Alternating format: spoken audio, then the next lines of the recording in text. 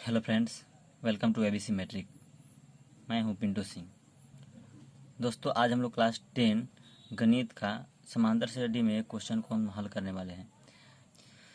इस क्वेश्चन का दोस्तों किसी ने हमें डिमांड किया है कि सर इस क्वेश्चन का प्लीज़ हल करके हमें दीजिए, तो इसलिए हम ये जो क्वेश्चन है उसको हम हल कर रहे हैं और वीडियो के माध्यम से आप सबको बता रहे हैं, ताकि इस प्रकार के क्वेश्चन आपके सामने भी आए तो आप उसका हल आसानी से कर सकें। तो दोस्तों ध्यान दीजिएगा, बहुत ही इंपॉर्टेंट क्वेश्चन है और अच्छे तरीके से हम समझाएंगे। आप ढंग से समझिए, आपको बिल्कुल कोई भी परेशानी नहीं होगी। ध्यान दीजिएगा बस। तो क्वेश्चन है कि यदि समकोण त्रिभुज की भुजाएं समांतर श्रेणी यानी एपी में हो तो सिद्ध करें कि उसकी भुजाएं 3 लगाओ 4 लगाओ 5 के अनुपात में होगी। तो सबसे पहले क्या कह रहा है कि समकोण त्रिभुज है और समकोण त्रिभुज का जो है तीनों भुजाएं एपी में है। त्रिभुज में 3 भुजाएं होती है और तीनों भुजाएं क्या है, एपी में है। तो साबित करना है हमें कि जो है उनकी भुजाएं वो 3 लगाओ 4 लगाओ 5 के अनुपात में होगा। तो सबसे पहले हमें क्या बनाना पड़ेगा, एक समकोण त्रिभुज। तो हम एक समकोण त्रिभुज ड्रॉ करते हैं। इधर ध्यान दीजिएगा दोस्तों, समकोण त्रिभुज वही होता है जिसका एक कोण 90 डिग्री के बराबर हो। तो दोस्तों इस प्रकार से लगभग रहता है समकोण त्रिभुज जिसका एक कोण 90 डिग्री के बराबर हो। तो ये समकोण त्रिभुज हो गया दोस्तों। अब हमें करना क्या है कि कह रहा है कि उसकी तीनों भुजाएं समांतर श्रेणी में है। तो मानते हैं कि एक भुजा जो है वो उसका ए है, तो हम एक भुजा को ए माने हैं। तो इससे एक छोटा भुजा लेते हैं और इससे एक बड़ा भुजा लेते हैं। तो इससे एक छोटा भुजा लेंगे तो यहाँ पे दोस्तों देखिए ए घटाओ डी लेंगे और दूसरा जो भुजा लेंगे वो ए प्लस डी लेंगे और ये ए जो है वो बीच का भुजा है।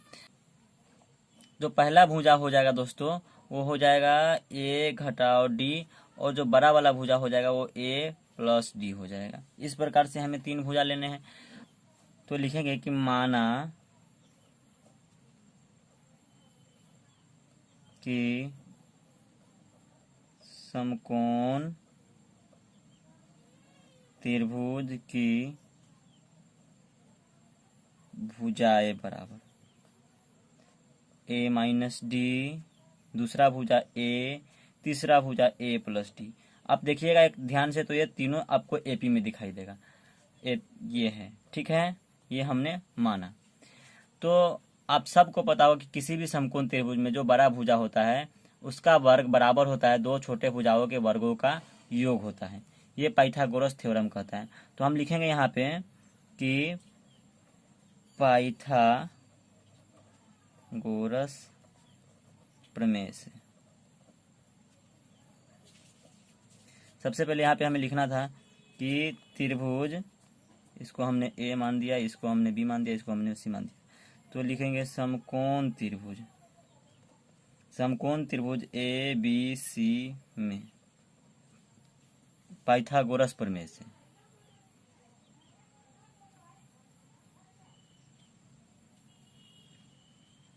क्या हो जाएगा। पाइथागोरस प्रमेय से बड़े भुजा का वर्ग बराबर शेष दो छोटे भुजाओं के वर्गों का योग। तो बड़ा भुजा जो है वो एसी है, तो हो जाएगा एसी का स्क्वायर बराबर ए बी का स्क्वायर प्लस बीसी का स्क्वायर। यानी एसी जो है वो आपको ए प्लस डी है, तो हम लिखेंगे ए प्लस डी का स्क्वायर बराबर ए बी जो है वो आपको ए माइनस डी है, तो ए माइनस डी का होल स्क्वायर लिखेंगे। और उसके बाद जो है बी सी वो आपको ए है, तो प्लस ए का स्क्वायर लिखेंगे। अब यहाँ पे देखो दोस्तों, ए प्लस बी का होल स्क्वायर वाला फॉर्मूला लगाएंगे तो क्या हो जाएगा, A square plus D square plus 2ad बराबर, यहाँ पे ए माइनस बी का होल स्क्वायर वाला फॉर्मूला लगाएंगे तो हो जाएगा, सॉरी यहाँ पे स्मॉल ए हो जाएगा क्योंकि यहाँ पे हम भी लिखे हैं स्मॉल ए, तो स्मॉल ए। तो यहाँ पे हो जाएगा A square plus D square minus 2ad, क्योंकि यहाँ पे माइनस लगा है तो माइनस वाला फॉर्मूला लगाएंगे और प्लस ए स्क्वायर हो जाएगा। अब देखो दोस्तों, यहाँ पे भी ए स्क्वायर प्लस में, बराबर के इस तरफ भी ए स्क्वायर प्लस में, तो बराबर के इस तरफ लाएंगे फिर भी नेगेटिव होकर के 0 ही हो जाएगा। इससे अच्छा है कि हम यहीं पे इसको काट देते हैं। अब डी स्क्वायर देखो दोस्तों, यहाँ पे भी प्लस में है और यहाँ पे भी प्लस में, तो डी स्क्वायर से डी स्क्वायर कट जाएगा। तो आपको यहाँ पे रह क्या गया कि 2ad बराबर यहाँ पे माइनस में 2AD और प्लस ए स्क्वायर रह गया। अब क्या करते हैं, 2AD को बराबर कैसे ट्रांसफर कर लेते हैं। पहले समीकरण को सीधा कर करके तो लिखेंगे ए स्क्वायर बराबर ये 2AD है प्लस में, और ये नेगेटिव में बराबर के सर इसको हम ट्रांसफर करेंगे तो ये भी प्लस में हो जाएगा 2AD।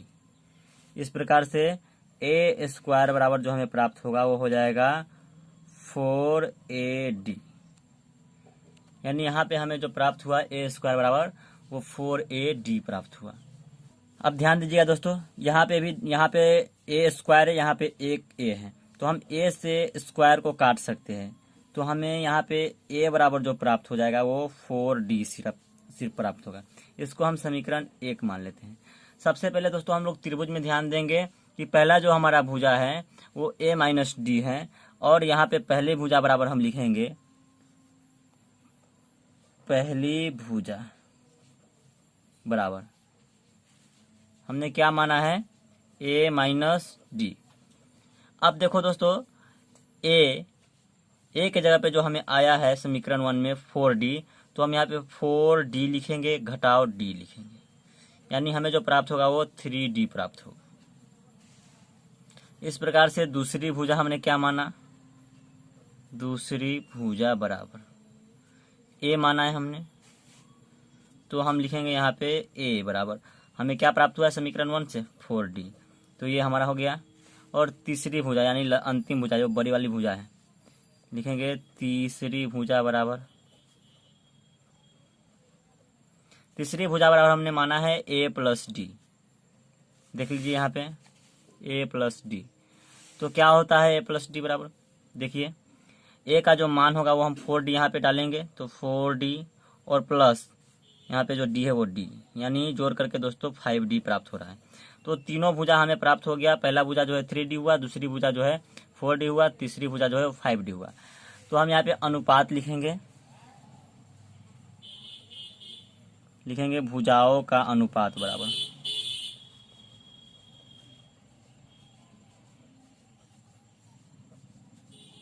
क्या हो जाएगा, पहली भुजा 3D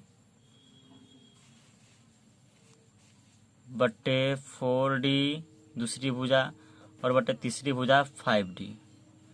अब D से D कट जाएगा दोस्तों, तो हो जाएगा 3/4/5, यानी 3 लगाओ 4 लगाओ 5। दोस्तों यही हमें साबित करना था। क्वेश्चन के अंदर यही लिखा हुआ था कि यदि किसी समकोण त्रिभुज की भुजाएं समांतर श्रेणी यानी AP में हो तो सिद्ध करे कि उसकी भुजाएं 3 लगाओ 4 लगाओ 5 के अनुपात में होगी। तो दोस्तों अभी हमने सबसे पहले यहाँ पे माना कि समकोण त्रिभुज की 3 भुजाएं हैं, जो पहली भुजा है A माइनस डी, दूसरी भुजा A है और तीसरी भुजा A प्लस डी है। ये तीनों के तीनों आप चेक कीजिएगा तो समांतर श्रेणी में ही प्राप्त होंगे, और ये हमने यहाँ पे त्रिभुज में सबको अलग अलग रखा। अब यहाँ पे हमने लिखा कि समकोण त्रिभुज ABC में, किसी भी समकोण त्रिभुज में पाइथागोरस प्रमेय क्या कहता है कि बड़ी भुजा जो है वो उसका वर्ग जो है वो छोटी भुजाओं के दो छोटी भुजाओं के वर्गों के योग के बराबर होगा। तो वही हमने यहाँ पे लिखा, यानी बड़ी भुजा का वर्ग बराबर छोटी भुजाओं के वर्गों का योग। अब हमने यहाँ से मान डाला इस सब में, तो हमें ये प्राप्त हो गया। लास्टली A बराबर हमें 4D प्राप्त हुआ, इसको हमने समीकरण 1 माना। अब देखिए पहली भुजा बराबर हमने माना था A माइनस डी, जो कि यहाँ पे A का मान जो है हम 4D यहाँ से उठा करके यहाँ पे डालें और हमें 3D प्राप्त हुआ। दूसरी भुजा बराबर A बराबर 4D हमें प्राप्त ही हुआ है पहले से, और तीसरी भुजा जो है वो A प्लस डी बराबर है, तो हमने A का मान यहाँ से 4D डाला और प्लस में D जो है वो D हमने लिख दिया, तो हमें 5D प्राप्त हो गया। अब भुजाओं का अनुपात हम यहाँ पे ज्ञात कर लेते हैं। तो पहली भुजा जो है वो आपको 3D है, और दूसरी भुजा जो है वो 4D है, और तीसरी भुजा जो है वो 5D है। तीनों को हमने रखा तो D से D कट गया, आपको 3/4/5 बचा, यानी 3:4:5। तो हमें जो साबित करना था हमने साबित कर लिया। लिखेंगे अतः साबित हुआ, या इंग्लिश में आप प्रूव्ड लिख सकते हैं। तो दोस्तों उम्मीद करते हैं कि आपको इस क्वेश्चन का हल आसानी से समझ में आ गया होगा। तो प्लीज़ वीडियो को लाइक कीजिए, शेयर कीजिए और चैनल को सब्सक्राइब कीजिए। और इस प्रकार के वीडियो को देखने के लिए हमारे चैनल पर बने रहिए और देखते रहिए। धन्यवाद दोस्तों।